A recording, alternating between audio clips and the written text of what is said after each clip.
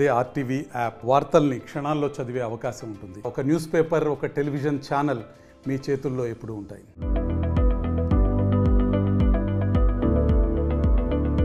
తెలంగాణ కుంభమేళా గిరిజన మహాజాతరగా పిలుచుకునే సమ్మక్క సారలమ్మ జాతరకి 900 సంవత్సరాల చరిత్ర ఉంది. 1940 వరకు ఈ జాతరని చిలుకలగుట్టకి సమీపంలో ఉండే గిరిజనులు మాత్రమే ప్రధానంగా జరుపుకుంటూ ఉండేవారు. కానీ 1940 తర్వాత తెలంగాణతో పాటు పలు రాష్ట్రాల ప్రజలంతా తరలి రావడం మొదలైంది. జాతరలో ఇప్పటికీ చిలుకలగుట్టకు ప్రత్యేకమైన స్థానం ఉంది. ఇంతకీ చిలుకలగుట్టకు ఉన్న ఆ ప్రత్యేకత ఏంటో ఇప్పుడు చూద్దాం.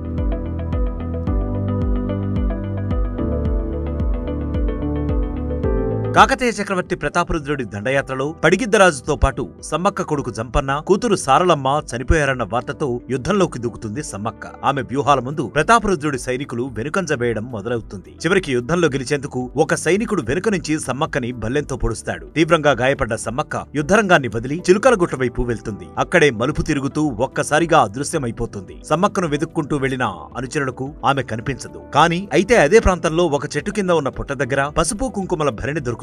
దాంతో పాటు 2 ఏళ్లకోసారి భక్తి శ్రద్ధలతో తనను పూజిస్తే భక్తుల కోరికలు తీరుస్తానంటూ సమ్మక్క మాటలు ఆకాశవాణిగా వినిపిస్తాయి. దాంతో తమకు దొరికిన పసుపు కుంకుమ భరణిలనే సమ్మక్కగా భావించి అప్పటి నుంచి ప్రతి 2 ఏళ్లకు ఒకసారి మాఘశుద్ధ పౌర్ణమి రోజున సమ్మక్క సారలమ్మ జాతరను అత్యంత భక్తి శ్రద్ధలతో జరుపుకోవడం జరుగుతోంది.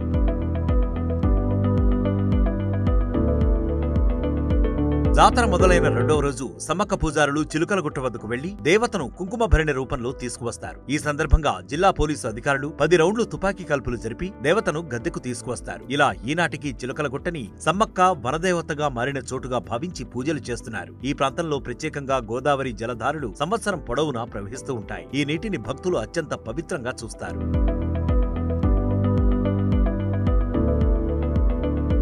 అయితే ఇంత ప్రత్యేకత ఉన్న చిలుకలగుట్ట ప్రాంతంలో కాలుష్యం పెరుగుతోంది. ఇక్కడికి వచ్చే భక్తులు వేసే చెత్తా చెదారం ప్లాస్టిక్ బాటిళ్లతో నిండిపోతోంది. ప్రత్యేకించి ఈ జలధారాల నుండి పారే నీరు తాగడానికి మాత్రమే ఉపయోగించాలని బోర్డు పెట్టినా ఎవ్వరూ పట్టించుకోవడం లేదు. ఇక్కడే స్నానాలు చేస్తూ ఈ చోటుకున్న పవిత్రతని దెబ్బతీస్తున్నారు. దీనిపై అధికారులు ప్రత్యేక దృష్టి సారించి చిలకలగుట్ట పవిత్రతని కాపాడాలని పలువురు కోరుతున్నారు.